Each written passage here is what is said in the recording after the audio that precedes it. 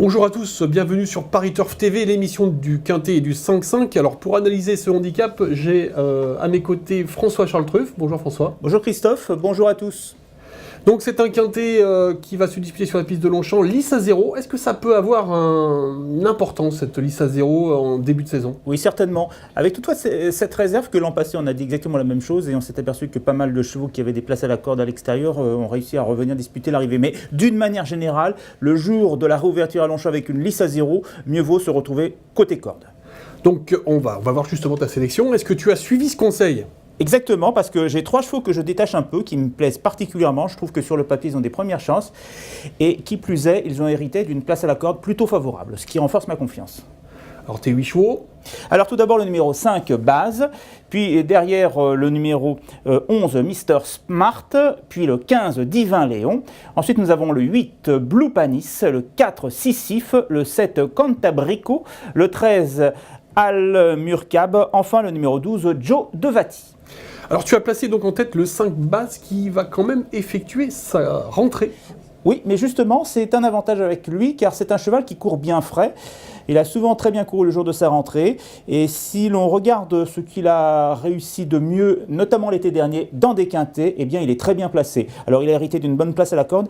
Et surtout, il dépend d'une écurie qui a le vent en poupe, celle de Francis-Henri Graffard. Je trouve que Francis-Henri Graffard est bien parti pour réussir une très belle saison 2015. Eh ben, écoute, ouais, c'est un entraîneur qui s'est installé il n'y a pas si longtemps que ça. Donc, il a démarré très fort.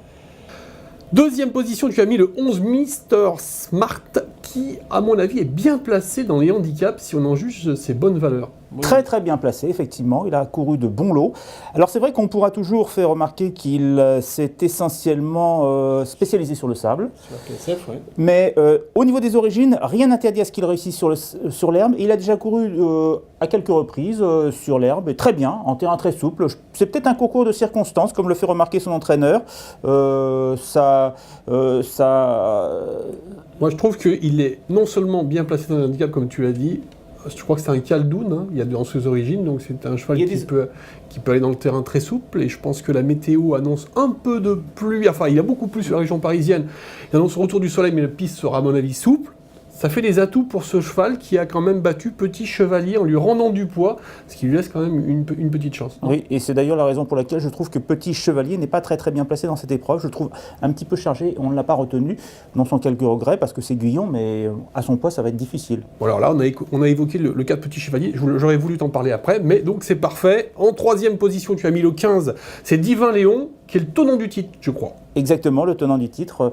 Donc je pense qu'il a traversé un petit passage à vide, mais actuellement il semble reprendre confiance en lui. On l'a vu d'abord gagner un réclamé à Compiègne, et sur sa lancée, très bien courir dans un quintet. L'autre jour on attendait un peu mieux de sa part, c'était à Compiègne également, mais c'était sur 1600 mètres, cela s'est pas très bien passé. Il faut le racheter car cette fois-ci il retrouve sa piste de prédilection, et puis la course qu'il a enlevée l'an passé dans des conditions de poids qui sont très intéressantes. Ouais, ça sera peut-être un outsider intéressant, parce qu'il y aura peut-être une petite cote pour ce Divin Léon. Oui, je pense, aux alentours de 10 contre 1.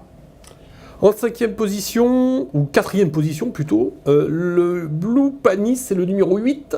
Le numéro 8, Blue Panis.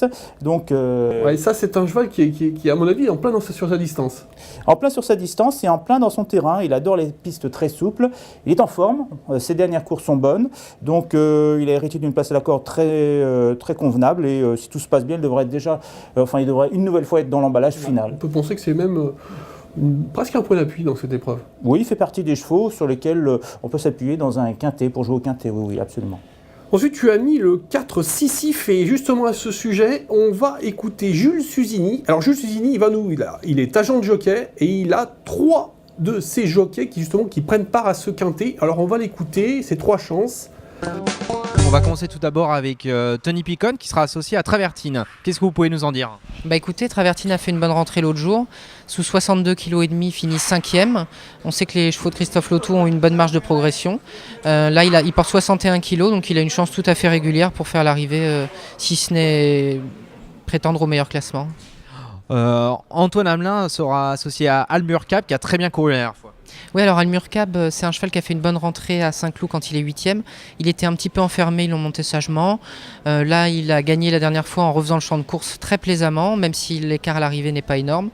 Le cheval a bien travaillé ce matin, donc je pense qu'il a tout à fait les chances de pouvoir réessayer au niveau quintet. On termine avec Eddy Ardouin qui sera associé à Sisyphe. Eddy avait le choix, il a choisi Sisyphe.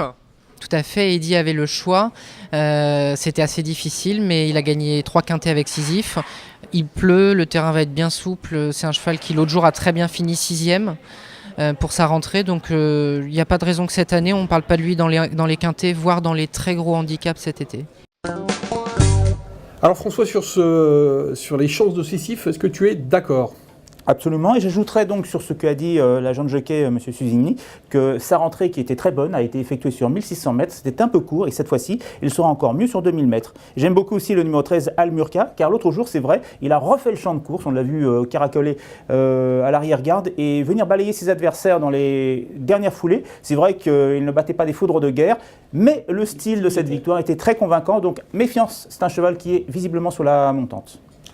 Je crois qu'on a fait le tour de la question, hein. Donc on va se retrouver pour un quintet, ça sera mardi, ça sera à Enghien, ça sera une... Enghien obstacle. Et puis on va aussi signaler que lors de cette belle réunion à Longchamp, on aura la rentrée d'un crack qui s'appelle Epicurus qui va courir le prix La Force. Une raison de plus pour se déplacer sur l'hippodrome de Boulogne. Voilà, bonne chance à tous et à bientôt. Bonne chance à tous, merci.